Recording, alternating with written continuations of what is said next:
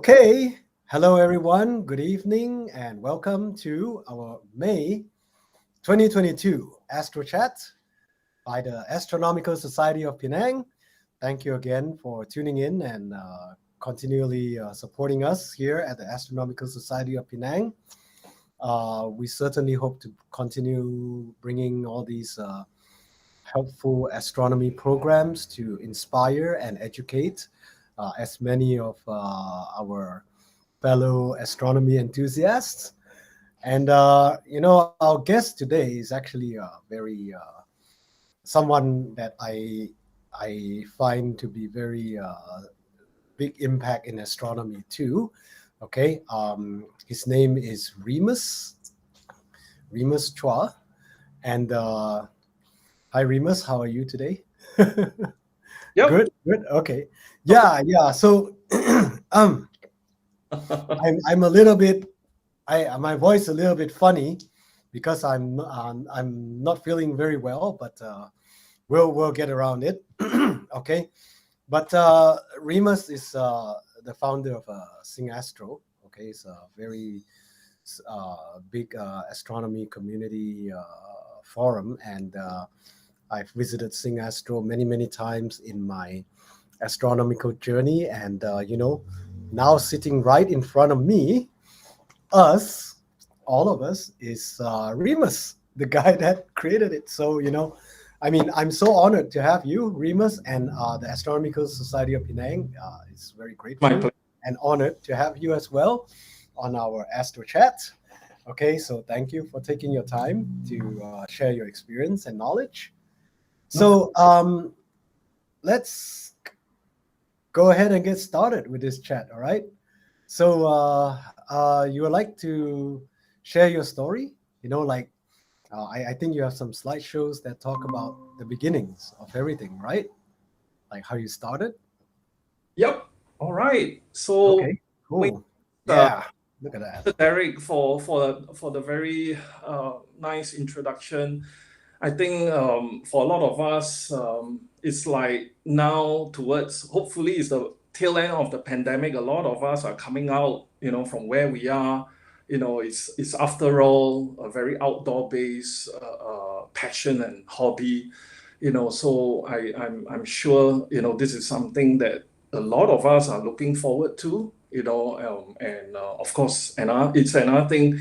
I'm hoping that the weather, will continue to give us a lot of clear skies. All right. So anyway, I am really appreciative that, for quite a few years that we have been enjoying this hobby. I think, one thing for sure is the interest level, the amount of enthusiasts, has really grown a lot. Okay, so as what I've discussed with Derek earlier on, let me just share a bit about how I got started.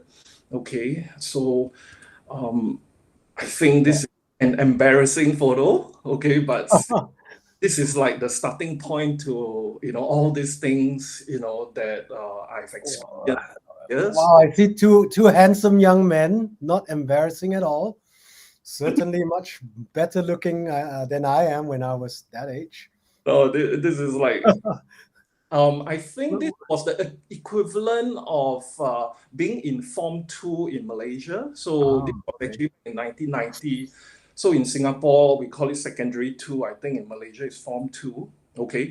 Now, do not be deceived. I don't own any of the big refractors that you see in this picture. Okay, what I only own at that time is that tiny Toys R Us refractor that is at the floor there. Oh, that is mine. Okay, so when we took this picture, actually I had two early Astro buddies. Okay, and they actually got everything up together, and I just happened to be part of the two of them, and they were also, we were all neighbors.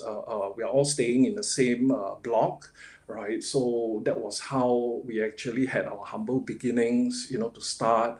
And sorry, can you tell me which one is you?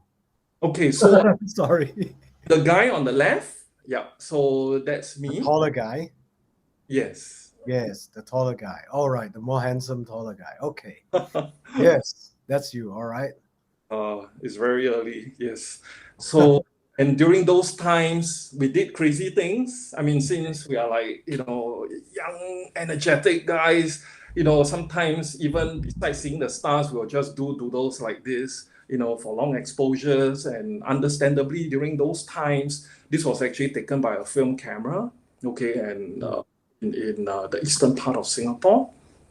So then on, the three of us would actually go on to be members of the Astronomical Society of Singapore, or better known as TASOS, since during that time that was effectively the place that you would really want to be part of, when you have this interest, and where you can learn a lot more. So during those times, the government has already built, this observatory that still houses a 16-inch classical Cassegrain from Penang today. And sometimes, even just mentioning it, even though it was very long ago and now it still stands, it still triggered that kind of nascent excitement, because it's like, visiting the observatory, every Friday night, traveling from where I am in the east to go all the way to the west, western part of the island, where this observatory is, it's like a weekly ritual. And I would actually go with even some of my schoolmates back then to do this. And interestingly, till today, for some of them, we are still in touch. So this actually started a lot of the connections and all.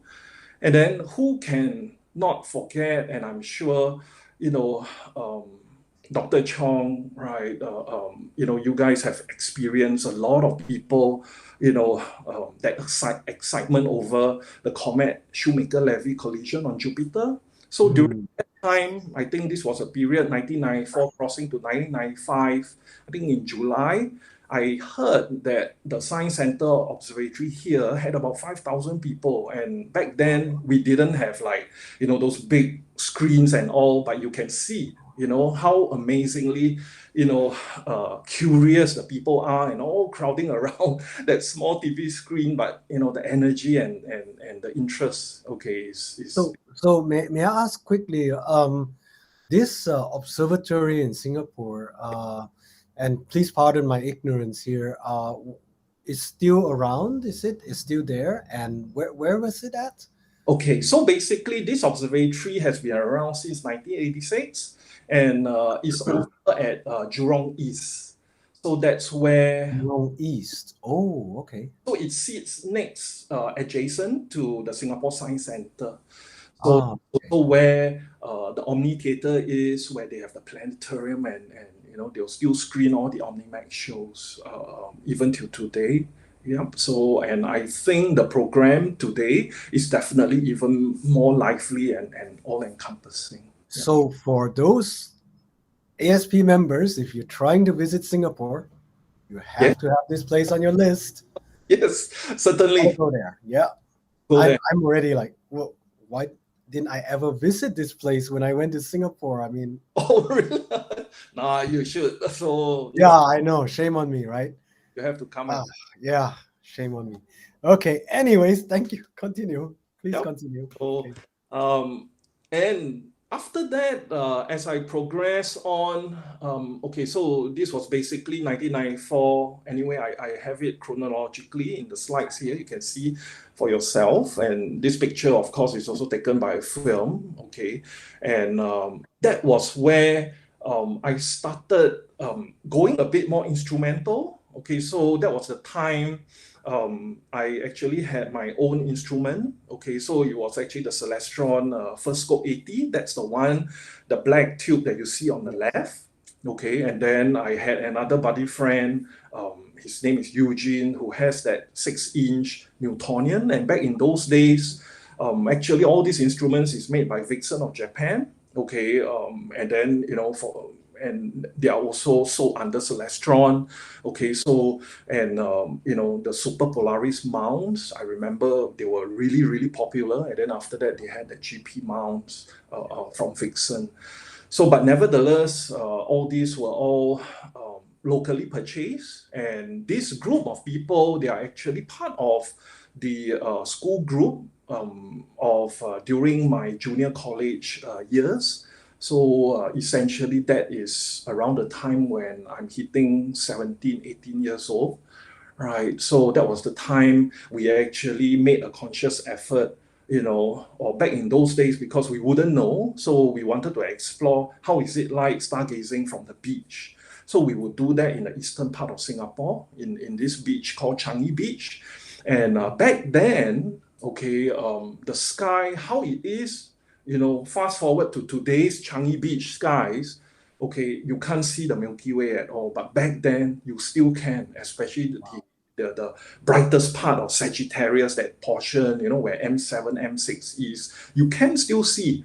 Okay, so yeah, so that was really very memorable and definitely exciting times. And then,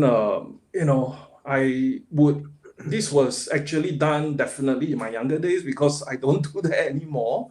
So even though, I'm actually engineering trained, okay, but I have a very close passion in drawing and design. So I will be doing, sketches like this. Actually, I'm also a Star Wars fan, so I'll do sketches of the Millennium Falcon and all these things as well. So yeah, and I thought I would do that for telescopes too. So those were some of doodles and sketches that So again, in the photo, you are the tall gentleman with like that, right? Tall, handsome gentleman, is that you or we? Right. Okay, this one, I'm one at the extreme right. Extreme right, in front of the 6-inch. Yes, the one with the spectacles. Okay. So I mean, like, to the audience, you get an idea of how tall Remus is, okay? Yeah, when I met Remus, I said, whoa, okay, you're tall. Yeah, that's like immersing some time, right? 20s. Yeah. Wow, But, 20 years ago. Come with disadvantages, especially when people are imaging things that are very low and right, true.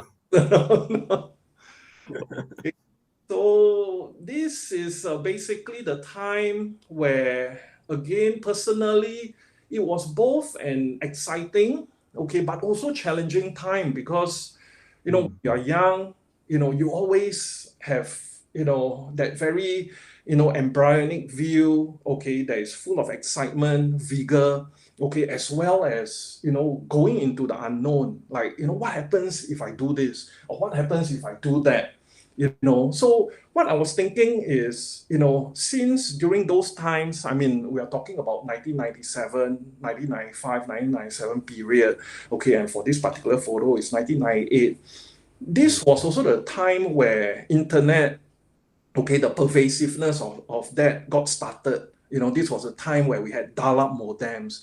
This was a time we had bulletin boards. Okay, and then we started to have, a mailing list, from emails.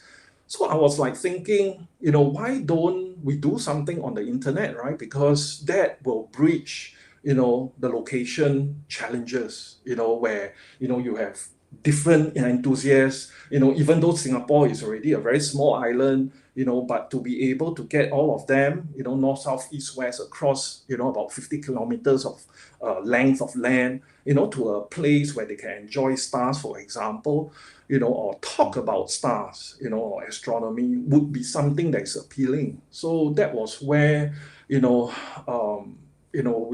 thought of starting like an online mailing list. Okay, so I did not really say online forum because we had no intention, or we did not back then, envision having, a forum at all.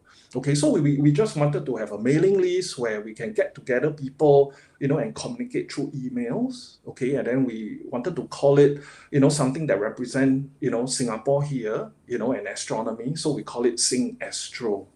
Okay, so basically Singastro was during the times of 1995, 1997. I remember the early days. Okay, and I'm also really honored that some of my old friends from back then, they know of this sharing that I'm helping to do tonight, and they're also part of it. So some of these people were part of the very first 30 something members, okay, that was part of the mailing list. Okay, and during that time when I first got into university, the National University of Singapore, NUS, that was a period of 1997. We were also thinking, some of us from that 30 something, membership group, who were also students, then we were like thinking, why don't we do something, for NUS as well? Okay. And during that time, NUS actually had an astronomical society, but it was actually part of the physics department, and they call it Astronomy Club. Okay, there was a professor. His name is Professor Prof. Chia.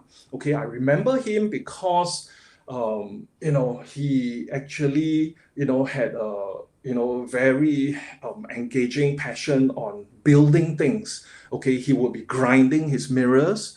Okay, he would actually be taking the mirrors, okay, the mirror source, okay, or the glass blanks from the Van Cleef aquarium, okay, that actually closed down. So those glass blanks, and turn them into Dobsonian mirrors. Okay, wow. And then after that, but because he was of course very busy, and then he was inspiring me to also say, hey, why don't we try to form a more established, independent society, that could still be part of the physics department, but stand alone on its own. And then, of course, to have all the students from any part of the university, whether you're an art student, business, okay, and of course the science student, to join, right? Because, that is exactly one of the fundamental premise that I remember Dr. Chong, ever did say, that a lot of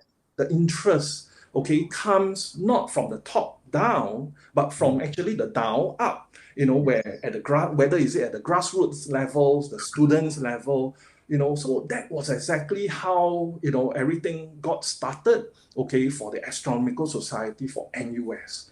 Okay, so I was actually part of the zeroth committee. Okay, and what you're seeing this picture, okay, is actually what we call the matriculation fair, where we welcome new students. Okay, so this is basically an exhibition hall for us to advertise. Okay, back then, the NUS Astronomical Society. Okay, so as you can see there, there's that imprint there, of this film image. 1998. So those were the years.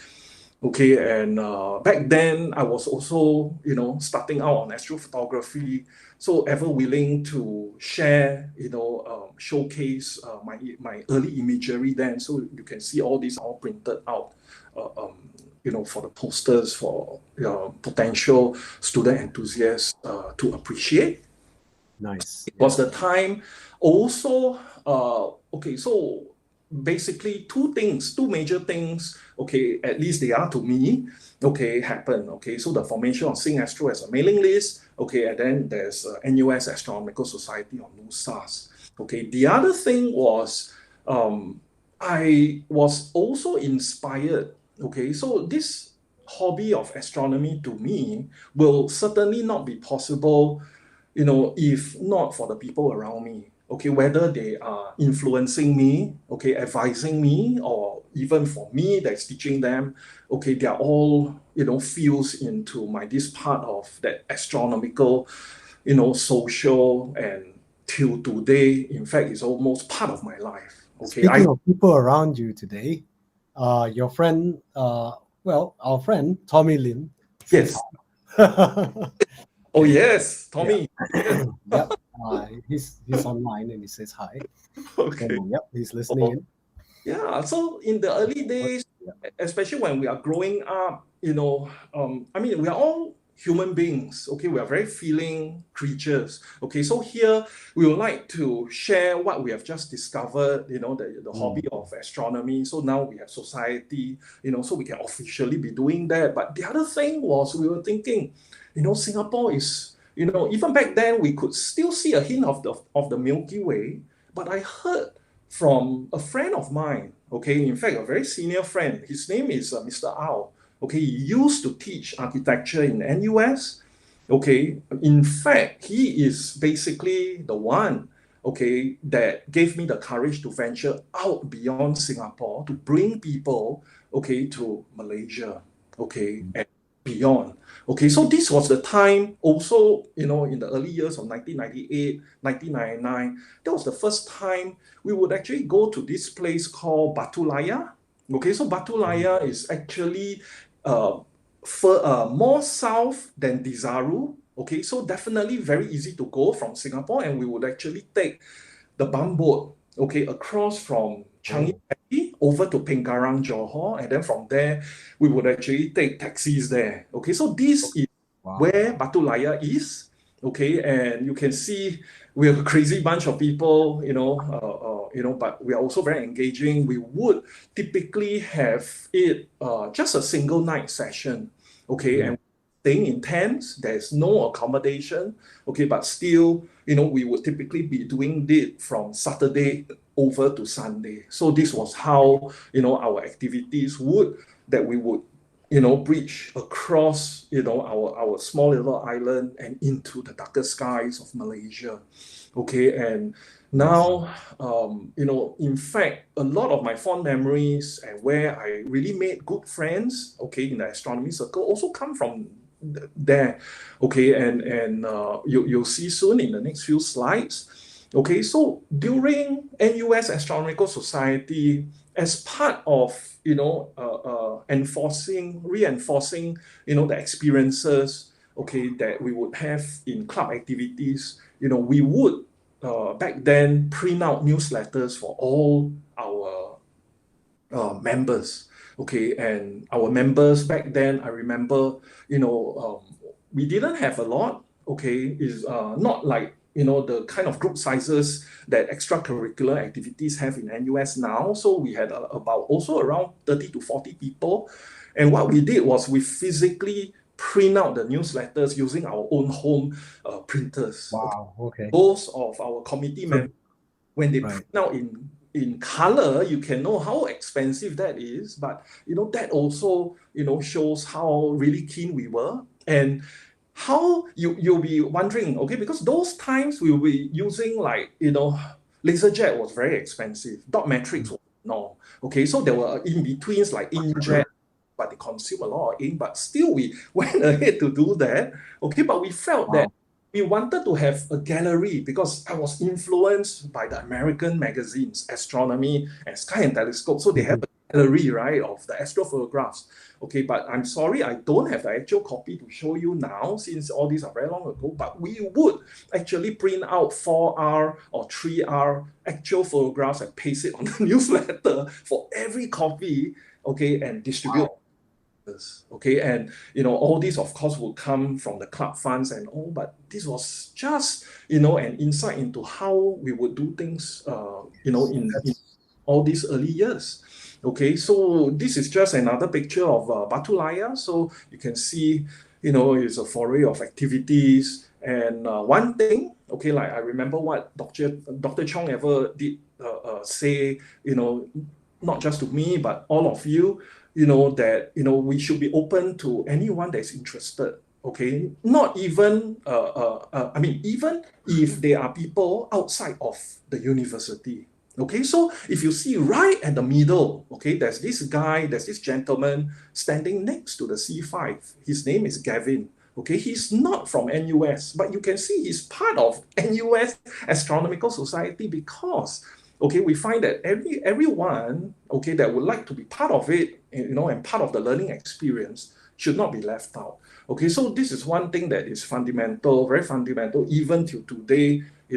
How we do outreach, this is the mindset that we have. Okay, so it doesn't matter where you're from, profession, or even country, it's the same. Okay, we share so the NUS Astronomy Society is still there, as Yes, it is. yes. I'm pleased to tell you it's still there after many years because we recently just celebrated the 25th anniversary, and Oh, you know, very congratulations. honored to be invited to give a talk just a few weeks ago. So Okay. Wow, very nice. actually very insightful, and also, it's so nostalgic. Yeah. Yeah. And, So did the audience at your talk remind you of yourself when you were back there? oh yes, Yes. and even though time has have flown so fast, I'm almost twice their age, but see, Right. it's like it still makes you remember how things were like, and I feel Mm. that if for those of you who are who have this energy and the interest to do public outreach, I think it's always very important to be able to connect with the younger generation again, because as we age, right, sometimes we tend to forget, or it becomes a bit more disconnected how we actually enjoyed the hobby in the beginning, for example, the kind of things that we do and all, and I'm showing, part of the reason why I'm saying this is because I have to show this picture, not because they are film cameras, okay, and of course all the wonderful film assortment that we used to play around with, but because back then film astrophotography was very difficult. Okay, but even though it's difficult compared to the current times of digital, astronomy, and with all your large format CMOS cameras, but those days, okay, it was difficult for a reason, right? That it gave us patience, it gives us humility, and all this. If some of you have ever read Carl Sagan's books, it's all about being humble, and we are all so insignificant in this huge universe, but that's where you have all these little trotting difficulties, but this is where it makes the experience significant and memorable. And this is what today, these two cameras, the Nikon EM, which is made in 1976 on the left, and the F3, the flagship camera from Nikon that we will use for astrophotography, is still located behind me. It's at the top right. Yes. Yes. I was going to ask about your cabinet there, but we'll get to that. Yeah, sure. Don't worry. I'll talk about that too. Okay. Yeah, that's awesome. That's awesome. Oh, So, I mean, I see law enforcement film. Can you explain that? okay. Back in those days, Okay. the most, okay, I might be, okay, this might be very subjective. Okay, so because I think a lot of people will argue otherwise also, but during those days, my favorite film was the Ektachrome 200 for the slide film. Okay, because of its rate sensitivity. Okay, but I wanted to have a print film. Okay, that is also just as sensitive. Okay, so I heard that LE400 would be the equivalent, but in print form. Okay, so in that negative form. So I actually got this from overseas because Singapore didn't sell it. Okay, so that's why, to make money's worth, I bought, as a pack itself, and then I would freeze it. Okay, put it in the refrigerator, and it will last for a very long time. Right. So, and actually, for some of these, I don't unfortunately have an actual sample now. Okay, but I still keep those Ektachrome 200 slide film, the slides themselves. Okay, it's actually somewhere in the other room. But yeah, so maybe for one day, that I would actually use a conventional slide projector with actual slides and show it to the younger generation. I think that would also be a very interesting experience. Yes.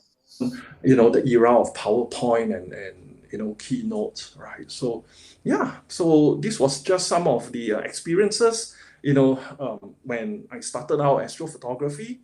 And then back then, of course, we had, we are not using iPad and all this stuff, all the electronic tablets and all, it was all good old books with pages that you can flip and enjoy. Okay, not so much radiation also. So in fact, sometimes I'll still advocate that you get physical copies. Okay, so for instruments wise, I would hold very dear to Phil Harrington's Starware. He had a couple of later editions as well. And then the one on the right, okay, is actually given by someone a few years ago. Okay, so it's none other than Suter's star testing astronomical telescope. So this is basically like the Bible of all the star testing, all your extrafocal, infocal, star images. How do you actually interpret them? Translating to what kind of optical aberration your optical systems could be experiencing, for example. Okay, so two very useful books that I used to have, and I still have them. And on top of that, we will also use physical book form Star Atlas also. So the one that I Mm, that right. Pocket Koshka Star Atlas Right. got local science center. Or Pocket Star Atlas, Sky Atlas 2000. Oh They were yes, from the same era. Uranometria is that book yeah, that. Uranometria. Yes. Oh my God, I got one. Yeah. Oh gosh. And yeah, I have Starware and Harold Suter's book as well. Good. But yeah, Yes. it's so nostalgic you bring this up. It's wonderful. Indeed. So what you see here, okay, is basically the time where I ventured out even further within Peninsular Malaysia. So this was the really early days, back in the early 2000s, that I got to know of Mersing. Okay, why? And so of course from Mr. Ao. Okay, because back then, he would have a lot of architectural projects in Malaysia as well. Okay, so he would be the one that knows all the dark places. Okay, so he was telling me, Remus, you got to try Mersing. Okay, and this, believe it or not, Dr. Derek, this is basically where the resort is. Okay, so this is the same exact field that after 20 over years that we would be going, but there are chalets now. Okay, so this is the very Wow. we call it the Turlock Sari fields. Okay, so during those early days, of course, we will do nothing but just set up tents, okay, and we'll stay there for still one night, and then after that travel all the way back to Singapore. Okay, so those were the early student days. Okay, so you can see here, it was actually part of the time where I would be bringing one of the local polytechnic societies as well. So we would typically have about 10 to 20 people, and then all would stay in tents also. Okay, so this was the time you can see it's very sparse. Okay, nothing but just a few sparse coconut trees. But over time, I realized the coconut trees actually disappeared. Okay, it's actually quite adventurous because of the thunderstorms, I think. Okay, because after that, through the later years, you can see the couple of stumps. Okay, so actually this was also in a way exciting. Okay, because you really brave through the elements. Okay, and later I'll also have interesting photos to show you the effects of some. Right.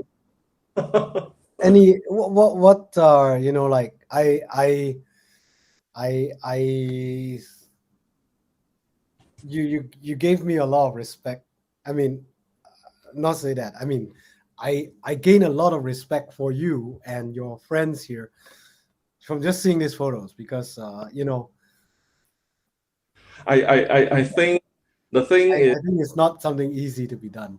So yes. I mean, what's the biggest challenges here? Oh, Like, okay. you have So I think, snakes, you have mosquitoes, you have insects.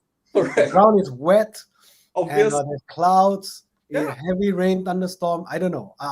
Yes. I kind of like got a my So brain we got froze there are because I just cannot exposed. imagine it. Yeah, we are exposed to the elements. I remember Yeah. there was one time, okay, I was enjoying the night sky at this very spot, okay, together also with one of our veteran enthusiasts. His name is Jin Wei. I think some of our Malaysian astronomers would know him as well. There was one time where we had to all go back into our tents, okay, because it was suddenly raining. We still had our setups outside, but they were actually covered by black trash bags. But that's all, okay. And then we were like waiting for for the rain to pass. But then suddenly, as some of you know, you have ventured to Mersing before. The south, okay, can be very clear, and that's where you have Crux, you have Eta Carina, And then after that, Jinwei, he would actually tell me, "Hey, Remus, I can see." crux, and then, a hint of Eta Carina. Then I said, what? And I can still feel the raindrops, contacting the top of the tents, you see. So it was like, wow, it was an experience where, after that, okay, the next thing is both of us, we actually sat just outside the tent, even though we are drenched, but we are like, in amazement, wow, we can see stars and yet it's raining at the same time. Okay, so these were some of that's wonderful. the crazy things that, I'm looking back, I'm like, I just feel amazed, that we actually did things like that. So, I mean, this site right here, is immersing, right? You said Yes. the grass seems like it's cut and things like that. Is it Okay. So this was Uh, actually something that the early part, some of the people also asked. Okay, in fact, it's a very good question. We were also curious, why is it that the grass is so short? But later on, then we realized why, because the goats and the buffaloes are grazing. Okay, so that was how they managed to keep all, the grass patch was really, cut low, very conducive for also for, people like, us having instruments to set up, you see. And then also, just in case if there are snakes or what, at least it's easier to see, So, yeah, so that's why, we felt that it was a conducive place, even though, that was like already back almost 21 years ago, right? So yeah. that was how it was. Yeah. So this is even predating that resort that's there, right? What's the Yes. So the resort? resort that we are now, Hmm. we have been going, only was built in 2007. So already before that, a good number of, more than 5 years, we have been going there. So, so that was how it was, for the immersive experiences. Yeah. Yes. Nice. Yeah. So, Respect. That's something fantastic. I mean, driving so far, yeah. Singapore, how long does it take from Singapore to Mersing again? I forgot. Okay. So if we don't count the delays at the custom clearance, it would probably take about 1.5 to 2 hours. Wow. So yeah, so but usually, as we know, Pretty long. is there's custom clearance, there's that curiosity. So it would take, I would say, normally it will be 3 hours for everything. Yeah. Yes. Okay. The big boss behind the screen tell me to speed up. I'll stop the questions first. Let you continue. Okay, so the thing about it is having this interest. I mean, so I've talked about enjoying astronomy in your country, but coming back to Singapore, there's actually a lot of other areas, okay, that I felt that I was a privilege to be able to expose to. Okay, so we actually now and then would have foreign enthusiasts, in the country. Okay, and this is one example. This guy, he's Jeremy Shears. Okay, and basically he used to be the president of BAA, the British Astronomical Association. Okay, so for a good number of years, in the early 2000s, he was actually staying here for a while. He worked here. Okay, and primarily during those times, I also started to got interest into planetary imaging. Okay, so that's where we kind of do it together. Okay, so this is also just sharing some of the pictures. This is the picture right now I see is still Mersing, right? Oh, sorry. Okay, wait, hang on. Yeah, yeah. Because Okay. maybe, okay, can you see my screen again? Yes, yes. I can see that now. Yeah. Okay, Let's try it. Ah, there we go. All okay. right. Okay. Yeah, yeah. Okay. Okay. That's his name is Jeremy Shears, you said. Yes, that's right. Okay. So, so Jeremy, he's actually has been an instrumental part of the early part of outreach here in Singapore as well. So he has pretty much joined all the early Singastro events too. Okay, so in this picture, we actually were celebrating his birthday at one of the polytechnics. So imagine, I mean, it's really amazing that you have someone from the outside, being part of all these astronomy education programs as well. So those days, moving on, okay, focusing in Singapore itself, we would have local events like this. Okay, so we would have not just stargazing. Okay, because the problem in Singapore, I mean, for obvious reasons, we can't really do a lot of DSO stuff in those days where we don't even have like narrowband filters yet, okay, for DSO imaging. Okay, so what we will do is actually we will hold talks, we would hold equipment showcase and what we call equipment festival, for example. Okay, so this was some of the examples. And then this is really very important that I show this because this is Michael. Okay, even till today, it's just about, my, imaging, astro buddy and all for so many. Okay, you can. Okay, I don't know, is the slide moving at all? Okay, Are we still at the... oh no, there we go. Yeah, the slide's not moving somehow. just wondering, okay, okay. whether, okay, let me try again. Okay, maybe it's the... Yeah, so okay. There we go. Yes, okay. So yeah, Okay, now you're more recognizable. Okay. More like the present day. Yes, now getting closer to present. Yes. So yeah, so this is my imaging buddy, Michael. Okay, Nice. from the days of emulsion. Okay, like I can see, even in Penang, you guys have been around since the film days. Yeah. So from the Singapore side, that's I have Michael. We would be sharing a single platform because this is actually in Batu Layar. So in order to travel by boat, it's actually quite troublesome to have two separate systems. So and just for one night, we would have an equipment setup like this, as shown in the foreground. And hopefully this is advancing. So this it's not actually, I think. okay. There we go. Now, I mean, it seems like when you hit play, the system doesn't. It doesn't, right? Yeah. Okay. For some reason. Maybe I should show it. Probably just leave it in the ordinary mode here, but you can probably close that format on the side there. Yeah.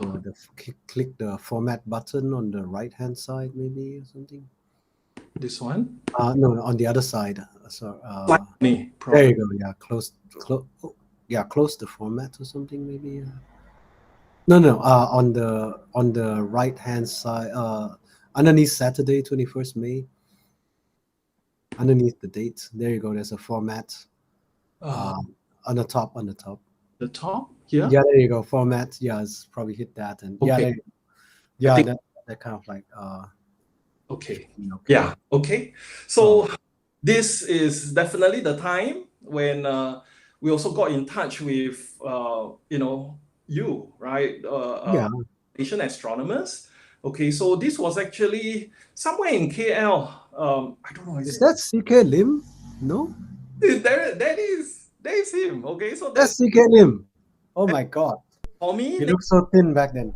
And then there's Sharin. To the Sharin Ahmad, yeah. CK, right? And then we also in the inset we have William and Sky Teo. So William. Sky Teo, yes. So during that time we already know everyone, and I think that's Tommy too. Is that? Yes, that is Tommy. Yes. Yes. And, I'm trying to pick out the. Yes. So just he's to my side. Yes. Yeah. I'm the guy in red. Yeah. Yes, in the red shirt. Yes. Yes. All right. So this was actually the Summit Astro Fair, I remember. So that was also one of the early days where, we would, connect with all of you in Malaysia. Right. So, yeah. So coming back, we have other events, but I think in the interest of time, I won't go through all. Okay. So I'll show those that, this one I have to show. Okay. Because this is our participation through the invite of Dr. Chong. Yes. So I put an insert of the email that he sent. Okay, so I think this was 2007, but we went twice actually. So I think this is 2007. So this was basically the extremely popular USM National Astronomy Convention. Yeah, right. Were like thousands of participants when we were like so excited. Right, so so this was also an experience that we had. And then towards the later part, some of us ventured to Australia. So we wanted to experience how the dark skies, how even darker the skies there were. And then during one of the star parties, I was definitely very honored to be able to meet Dr. Marlin himself. So he's like the veteran, most famous astrophotographer in Australia, right? So yeah, very honored to meet him. And then this was also a time where we saw, Oh, for me, the brightest comet. McNaught Russell? Okay, so this was McNaught. Yeah, McNaught Russell. So the comet McNaught, I remember it was outstandingly amazing because you can see the comet even through a thick windscreen. Okay, so it was really, really very bright. It felt, in fact, to me, it didn't look like a comet. It looked more like a fountain or a vortex. So you can see here. Unfortunately, I timed it a bit too late. Okay, so the nucleus has already set, but at least I was still able to capture this. Using my early Nikon digital camera. Yep. So and that's a fantastic comment. Yeah. during those days, unfortunately, as this was also something that I shared with the rest, locally, our enthusiasts here and, our Singastro members, that I told them that I had to work overseas for a couple of years. So I had to be posted to Australia. Okay, but nevertheless, I wanted to also may as well use that opportunity to experience how astronomy is, okay, in that country. Okay, and during that time, and as what I've mentioned, to me, this hobby is really all about, enjoying it with the people around me. Okay, and there was Eric, there was Ken as well. So Eric is the one that's pictured here in the insets. Very interesting because this is what we don't see in Singapore at all, where there's like a wagon, connected to his car, and that's where he'll put his 10-inch Dobsonian. Nice. Okay? And to very open land. So where I used to work was in Melbourne City. Okay, so he would actually, I would hitch a ride with him and we would go almost 300 kilometers away to this station where there was the one astronomy society, but it is like more like in the rural areas, but for good reason, right? That the skies are really amazing. Okay, but to me, that was also the first time, okay, that I would be out of the equatorial context, okay, where, our temperatures, sometimes when you are in Australia, okay, at least for me, I would think that I would like to enjoy astronomy back in Singapore or Malaysia, okay, because there, even in summer nights, you can see the temperature Right. goes down to minus 4.2, okay, so it's like, wow, the sky is amazing. I want to take Eta Carina, but I'm like freezing my butts off, and you can see the telescope is all frozen also. But the sky is really so clear. It's so clear until almost, since I was working there, I would in fact, go there almost every Friday. Okay, embarrassingly hitching a ride, from scattered members, but they were all, were very nice. And then that's the insert on the top left is Ken himself. He's the president of the local astronomy society there. And, we would actually be stargazing at, around his area, his property. And, imagine this is what he experiences every night, He's carrying a portable toilet, isn't he? Yes. So you look at the insert on the right, there's a tent, right? So that tent inside where the chemical toilet would be, okay, and would be for people like us, to use. So I'm just so amazed at his hospitality, okay, and his friendliness and all. So interesting. Yeah, and of course, being during that time, I actually signed as a member, or as well, and I wanted to be part of their activities as well. So even doing the concrete foundation, okay, where eventually an observatory will be housed. So you can see at the insert, I was actually helping to level the concrete ground. And then after that, the extreme right insert, you can see my setup there. And if you are able to see to the right of my setup, okay, that's where I have my snow boots ready, even for summer nights. Okay, Oh, wow. tell you, just wearing your usual sport shoes will not do. Just wearing your normal jeans will not do as well. So it has to be snow boots. It has to be fleece, even on summer nights. So So can you share, is it possible to share like what's the location or something? Like you said it's 300 kilometers from Melbourne. okay, so for so you can see, from Melbourne is very south. Okay, Yeah. so about It's south. Melbourne, the thing about Adelaide is they have a lot of clouds. Okay, because where they are near the coastal area, so basically where we would want to go is definitely inland. Okay, so this location, is actually about 300 kilometers northwest. Okay, and Northwest. so Okay. where you have there, still within the state of Victoria, you have very, very good skies. Okay, Wow. and it's definitely more stable, than where all the coastal cities are. Of course, besides, battling the light pollution too. Yeah. Right. I see.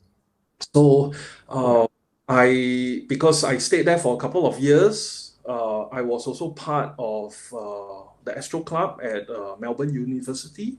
So, is the group, yeah, and pretty much, a part of the community, over there. And so, whenever the region has star parties, of course, I will also be, trying to attend where I can. Okay, so like this is one example. Yep. So, yes, I think the other areas, because I remember, Dr. Derek, you were like saying, what were some of the astronomical activities, that I've held in the past and all the challenges. The thing about Singapore, if some of you realize, is that at least from where I come from, okay, we don't belong to any society, okay, because even for me, it was only in the student years I was part of the local Astro Society here, okay, but then because of work, because of how life has progressed, I've pretty much been on my own, okay, in the sense that, there's no society, but if we want to organize local events, okay, for the local enthusiasts, we got to do it, okay, by getting volunteers. Okay, so this was a very important picture to show, okay, that this was also one of the very first national big events that we had. Okay, we call it Astronomy 2003. For good reason. It was also held at the Singapore Art Museum. Okay, so I think there's an error there at the chronological tab. Okay, so it should be 2003. So basically, this was part of the challenge of trying to get committed people, okay, to help out and to be able to do all these things, okay, from the reception counter to volunteering their equipment to showcase and also to use, to getting people to speak. Okay, so here of course in the third inset from the left is Mr. Ao. Okay, so this is how he looked like. And then of course, who can we forget our reception ladies as well who came to help. And then there were a few key other enthusiasts, local enthusiasts, okay, that's shown also in the top right. Yeah, and then that was where I felt, okay, before I go into the next picture, that you really got to not just have, okay, this interest of astronomy, okay, but it's very important that you know how to connect with people. Okay, so this was also another thing that was also a challenge for me, especially in the early years. Okay, and especially when you are young, you also have to deal with people that are more senior. How do you get them to see the same vision as you? Okay, and to contribute in the best way that they can. Okay, without taking up a lot of time. So this was basically some of the key challenges.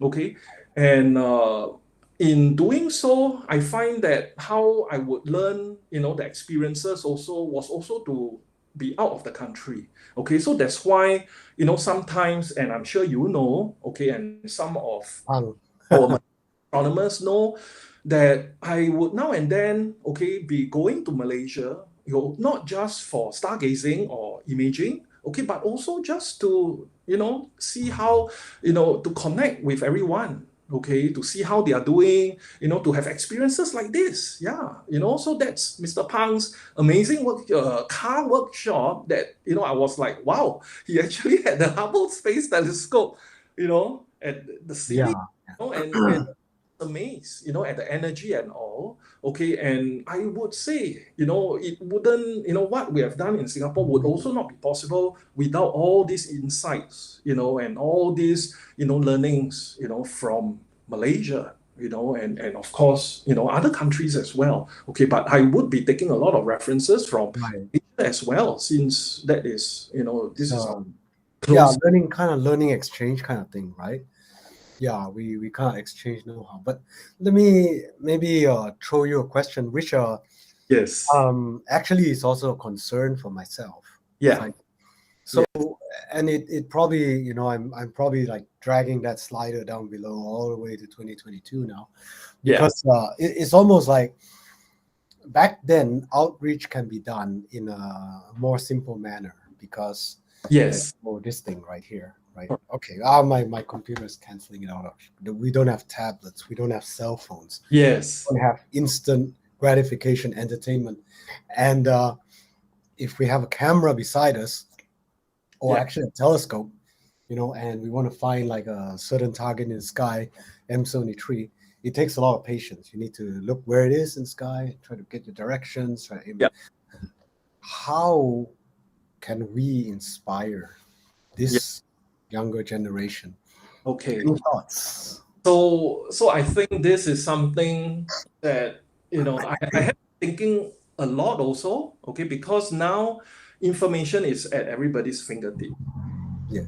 Sometimes I'll even get I'll have my, okay, so, in the past, okay, how even my family would know about astro events is definitely through me, okay. So nowadays, my extended family will be asking, hey, Remus, do you know where are you having an event on the upcoming conjunction? And I'm like, wow, they actually know. Okay, so that means, the information, all these, even celestial phenomena, okay, is now, everywhere. Okay, is easily accessible by almost everyone. Okay, so the thing is, when, for veterans like us who have been in the hobby for decades, okay, how can we actually connect, okay, to this new generation of people, okay? And when I say new generation, it doesn't mean, the physically younger guys, okay? It can be new generation, but it can be a 50 or 60-year-old person, for example, or even 70, right? That is in the current context, okay? So what I feel is to be able to actually connect with them through our very own experiences, okay, that, you cannot search in Google, okay, you cannot search, the part on the humility part, okay, all these things, about, making that conscious effort, like for example, a lot of all these school societies right now, okay, I think it will be the same in Malaysia, okay, other countries, also in Singapore, they are popping up faster than I can remember. Okay, and sometimes they will just come to you and they'll ask you, hey, I would like you to give a talk, and they will actually be telling you everything that they expect. Okay, but not like early days where they'll, it leaves up to you to how you want it to be, okay, how you want to communicate, okay, to the audience. Okay, so now there's the expectation. Okay, so this is where sometimes I find, okay, like, if we are going to talk about, physically younger people, okay, and having all these expectations, it would actually be to position us, okay, veterans, as storytellers. Okay, that means, to actually be able to tell it like stories, from an experience point of view. Okay, but sometimes, through my learning experience, I found that even that is no use if you don't, try to connect with them, have some baseline friendship started first. So, that they know, how you are and all these things. Because I find that once you have that established, it's a lot easier. Okay, the contacts and everything. Okay, so sometimes the easiest thing is, of course, they'll have this thing about go-to telescope. So everyone, all the newbies nowadays, who will want a manual slewing telescope anymore, right? Everybody will want to have a push button. You can see even expensive starter scopes like EV scope, for example, is so popular. Okay, push, and you it settles everything for you. Okay, but in that, what do you actually learn? Okay, so sometimes maybe as veterans, we should ask them, what is it about astronomy that is important, that we feel that it has been important to us in our own ways, okay, but to also share that insight to them, okay, to actually make that conscious effort, and recognize the value of lifelong learning in astronomy, okay, but also pretty much like what notable astronomers like Carl Sagan, has also mentioned about humility, universe, and then also, for these people who are the go-to telescope era, and then they will be taking pictures, okay, I can tell you they may not even know what Orion Nebula is, for example, Right.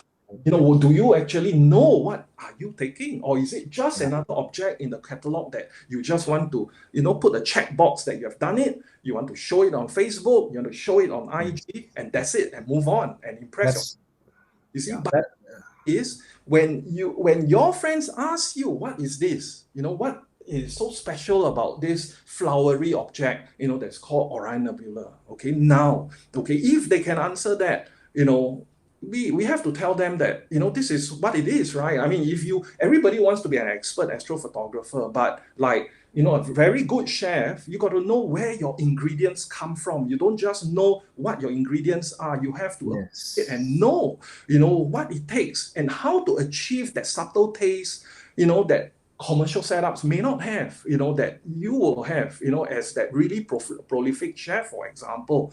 Okay, so this is it. Okay, like I will tell my people, okay, that until today, I don't use, PhD guiding, or any software tool for drift alignment, for example. I still use my good old, LG5 eyepiece over here, okay, for drift alignment. Okay, even though it might take me a little longer than you, okay, but I will still want to do it because of the very essence that I've also shared earlier on, that if everything is too easy, I think we'll lose interest eventually, even quicker. Okay, so the thing, sometimes things needs to be intriguing, challenging, stimulate the brain. Okay, I think then that is a more and actually, I think that you're hitting the nail on the head on this one single issue here, and I totally see what you see too, and it's very hard to like convey this actual meaning without actually letting someone actually walk through it themselves too, right? And No, but maybe the simplest I would yeah, is for the veterans.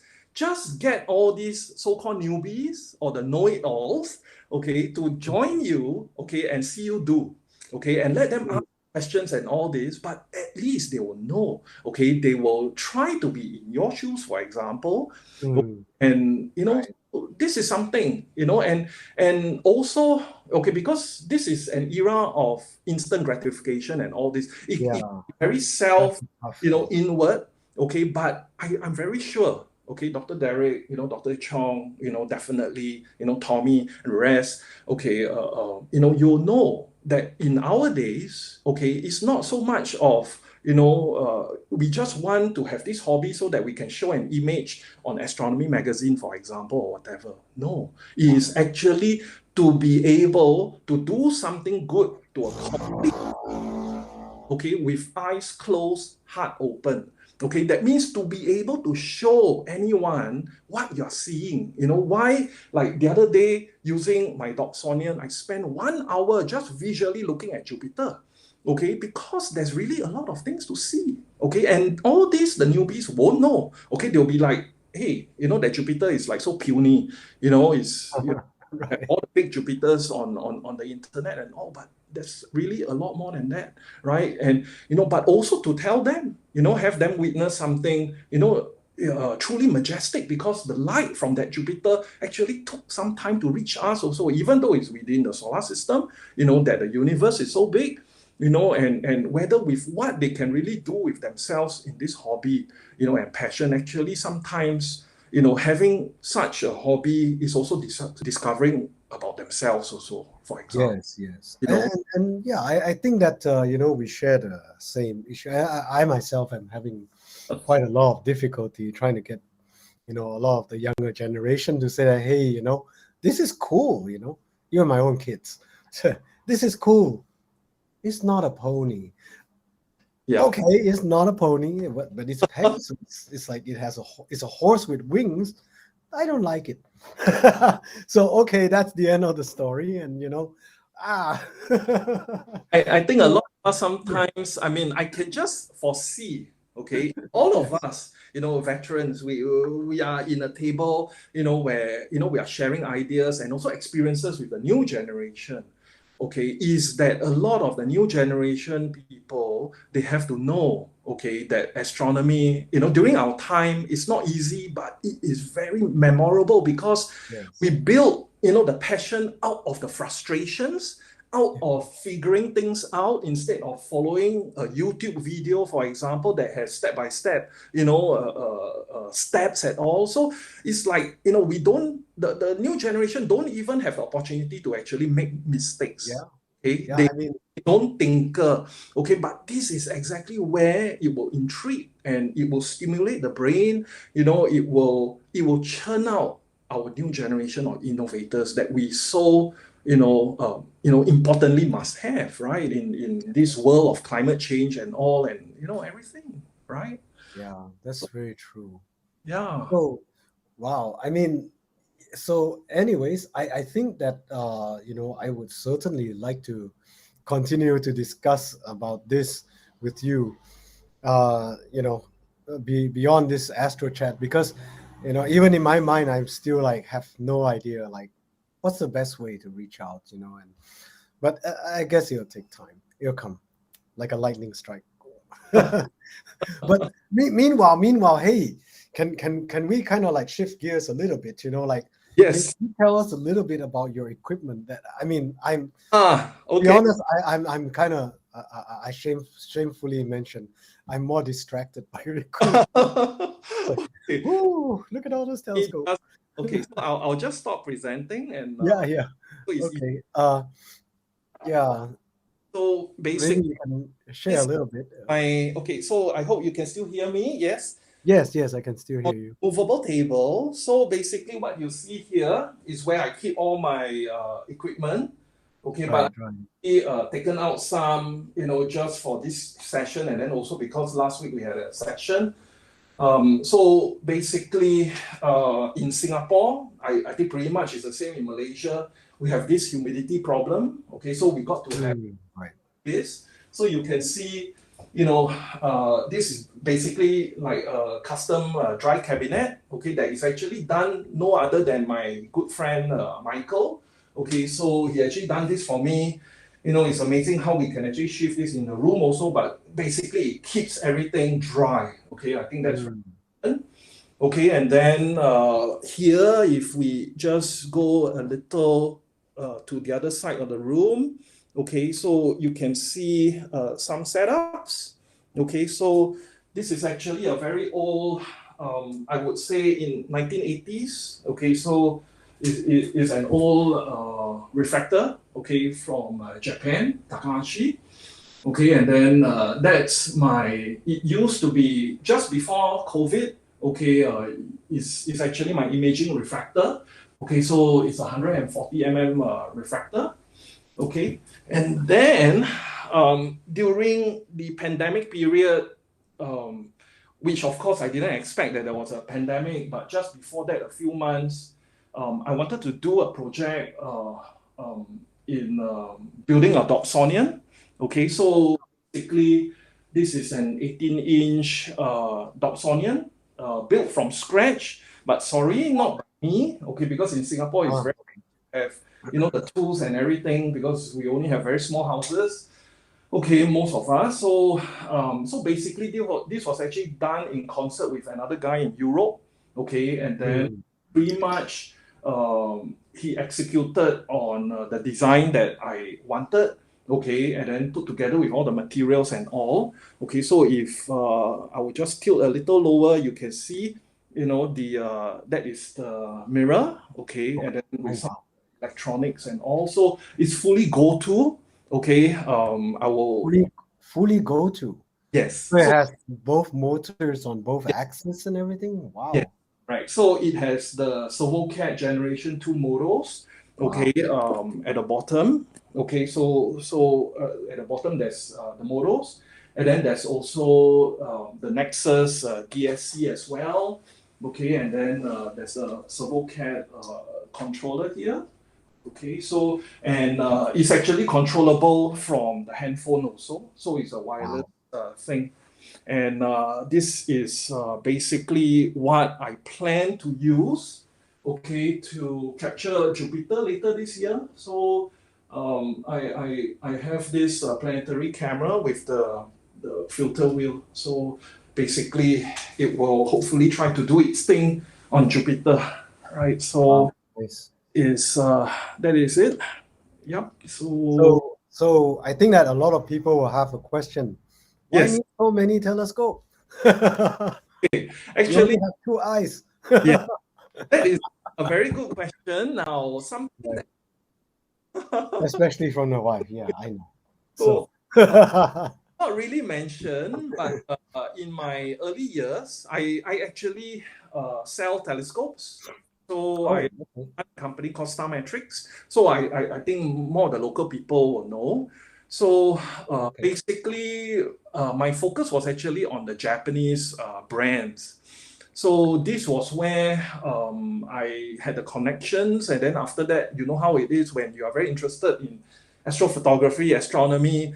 Sometimes you have a tendency to just get the equipment instead of, because some of the equipment is on consignment, for example, but ends up in my hands, because this is how it is, and that was how I slowly built that up, and yeah, that was where, for budding enthusiasts, especially in astronomy for some time, you'll realize that one telescope may not be enough. Okay, so of course, I think you got to get approval from your better half as well. But different telescope has different use, right? Right. So for me, I think all through the years, just now the Dobsonian that you have seen is actually my very first. So I don't have at all. And also partly as what we have shared earlier on, that I think more of the current generation is into imaging. So I'm thinking of putting the emphasis, especially in Singapore, just try to pick interest in the visual aspects once again, to appreciate how it is. And especially with a Dobsonian, I think it helps a lot. Right. To really pick that interest in our enthusiasts. Yeah. And so you plan to use an 18-inch Newtonian to do planetary imaging as well, right? So yes, it's a very good resolution. Yeah. Hopefully everything works out. So because we've got to go through the whole process of assembling and then collimation and then after that taking, and then processing. Yeah. So wow. Yeah. So is there any extra things that you would like to share beyond this conversation up to this point? Okay, maybe we'll just share just a couple of my images. Sure. Actually, that's okay. Ask about that. Let me do that. Okay. Okay, there we go. Yeah. So Astro. Wait a minute. So Astro Adventurer. Yes. Selling Astro equipment. Founder of Singastro, one of the most famous okay, astronomical platform. I would say worldwide, okay, because it's internationally used. Um, Organizer of many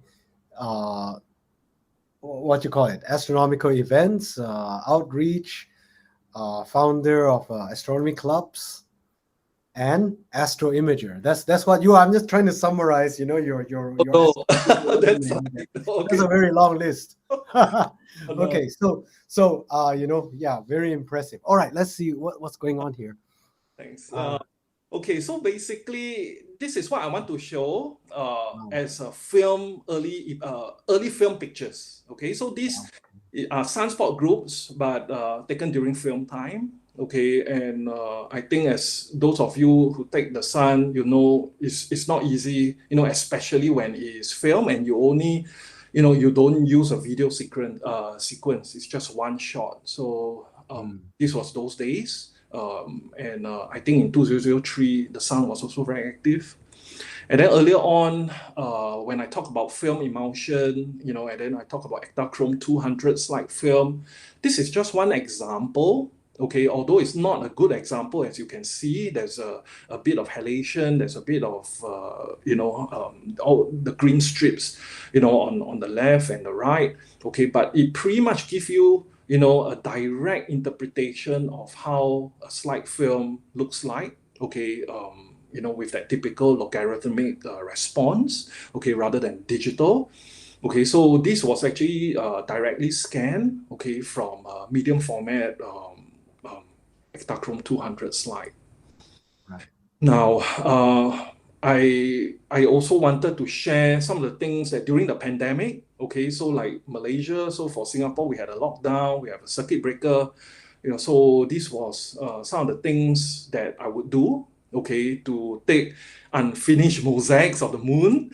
Okay, so this was actually done even not venturing out of my house. Okay, so this was actually done from the bedroom. Okay, and then this is a picture of Alpedignus crater. Okay, it's basically a test shot through the 18-inch Dobsonian that you saw Wow. on. Okay, so, and then a couple of other contributing craters here. Okay, the younger one, Werner at the left, and then there's Walther. What you reckon the smallest detail is in there? Okay, so one of the reasons why I took So this, sharp. for example, so if you look at Werner, okay, so that's the crater on the left. Okay, you can see it's a fairly young crater because at the edges, okay, it's not really eroded or it has meteoric impacts, for example. Okay, so but you can see right at the middle, there's the peak, right? So that peak is actually very detailed. Okay, and then after that you can see a few secondary smaller peaks around it. Okay, so that was basically, I wanted this to test, just to make sure the collimation, everything is okay for the Dobsonian. Okay, but this is just an idea of how the experience is like for an 18-inch. Wow. Okay.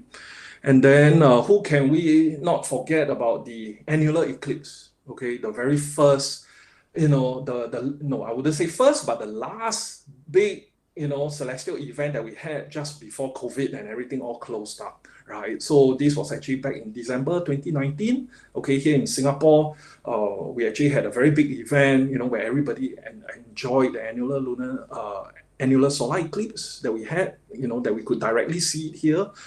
So, and then for this, it's basically Orion from my bedroom.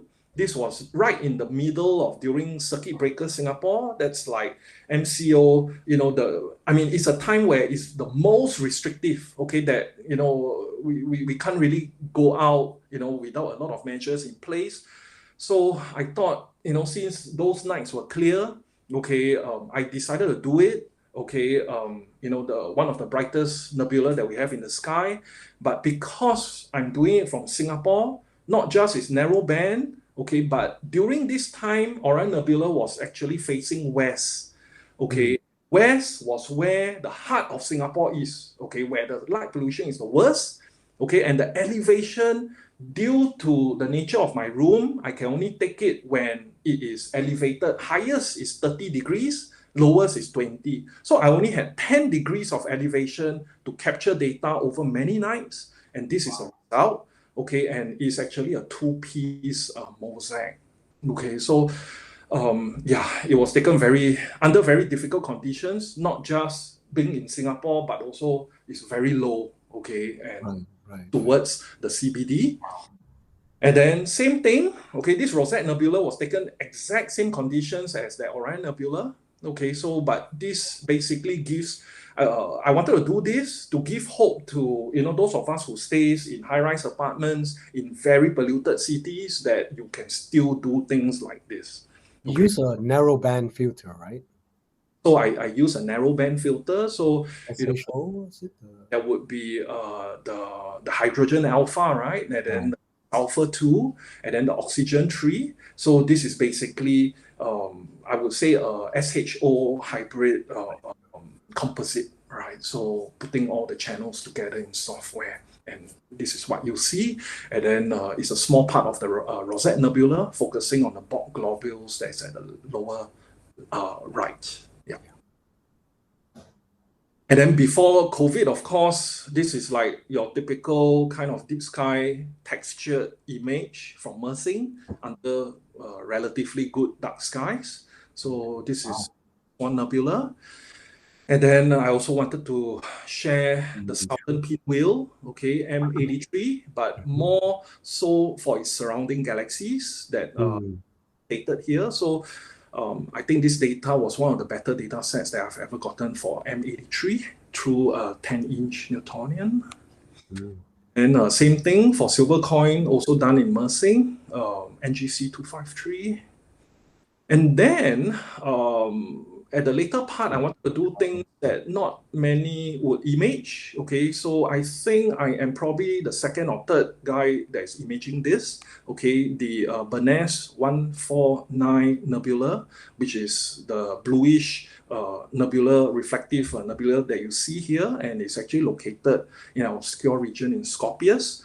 But what I want you to see is actually the yellow box. Okay, so right at the center is actually a Herbig Haro object, okay, or where, there's that gaseous jet outputs from, very young star material, so it's actually a very, very faint reddish smudge. So basically that's HH78. And then other more obscure catalogs like the Van de Berg catalog, there's this 106 that got it to Astronomy magazine here. So yeah. Oh, nice. Congrats. So this was also just some of the I would say the inspiration to actually go deeper, capture more and more obscure things. Okay, rather than all the very bright nebula that we usually see. So same thing with that mindset. I wanted to take cometary globules so this is CG4. Okay, so CG4 sometimes it's also called the hand of God. Okay, maybe for good reason. It is like reaching out to that PGC 21338 galaxy that you see above. Right. So this taken in Mersing, even though with a 10-inch, F3 Newtonian, it took several expeditions to finally get to this level.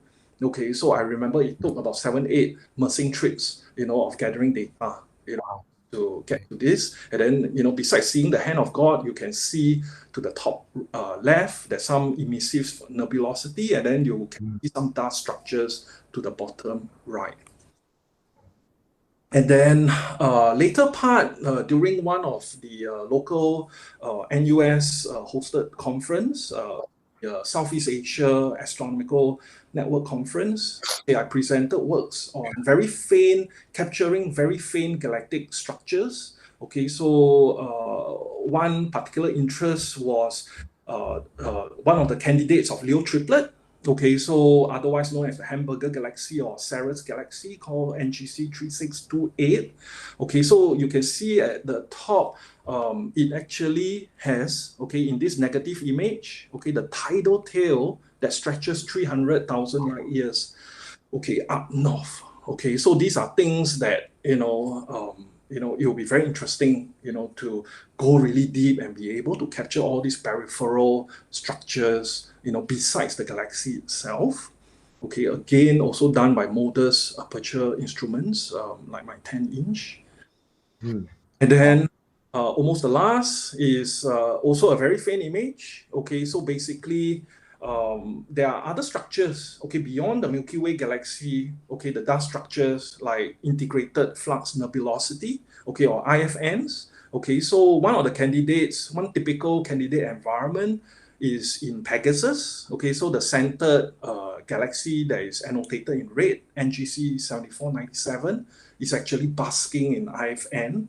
Okay, of course, the galaxy is a lot further. Okay, the IFN is not together with the galaxy at all. So it's an optical, occurrence here in this image, but it's also in the hope to capture things that are really, really very faint. Okay, besides, the usual nebula, nebula projects that we would engage in.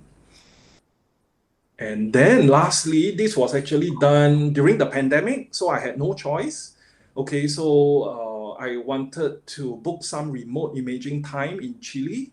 Okay, so this was actually done using a 20-inch Cassegrain, okay, of the Corona Australis showpiece nebula, NGC 6726, and then also NGC 6723 globular cluster at the top left. All right. Wow. Very impressive images.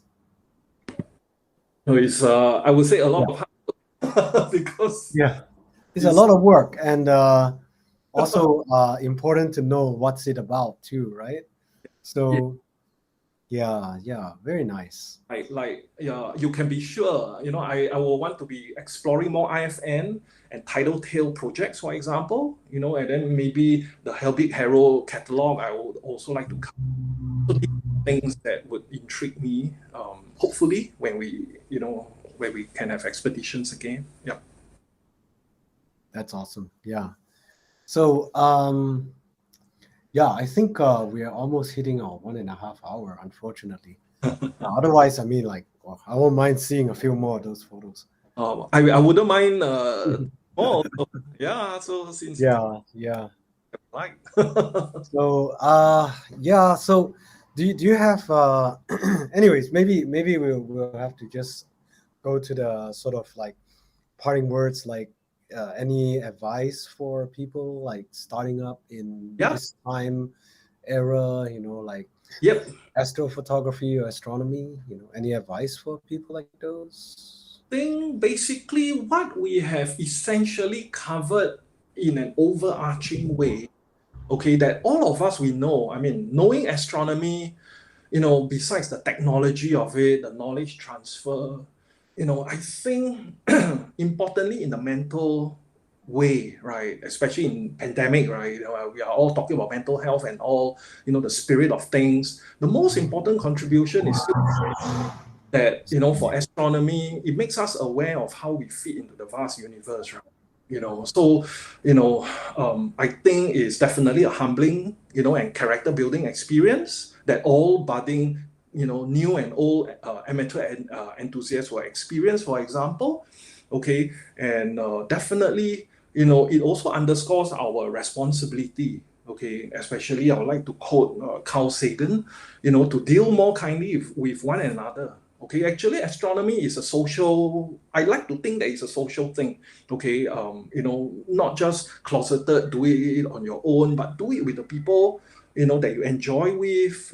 Together as a group. And of course, in the process, to have that awareness and especially spreading it to the younger generation, that to actually preserve and cherish our only home, right, which is Earth. Yeah, the pale blue dot, right? Yeah, so these Yeah. are the very words, from his book. Yeah, the pale blue Yes, dot. yes. Said it well. Yes, good. Yes. Okay. Kindred spirits here. Yeah. So, thank you. Thank you. Yeah. And with those wise words, thank you again, Remus, for all your sharing. I don't think that this one interview did you enough justice for all the stuff that you did. But maybe we'll have a second session. I have to have a second session with Dr. We'll, Chua. we'll meet. We'll meet. So I mean, yeah, and many others too. Yeah. So thank you again, and to all the audiences who listens through this, I hope you are inspired and learned something from our astronomer here, Remus, and you know, please stay tuned for more Astronomical Society of Penang programs ahead. If you haven't clicked like and subscribe, do that right now. Okay, help us be it's community thing. Remus just said it. So please do that. Help us, support us, and tell everyone about your interest in astronomy. Share it. Okay, and thank you.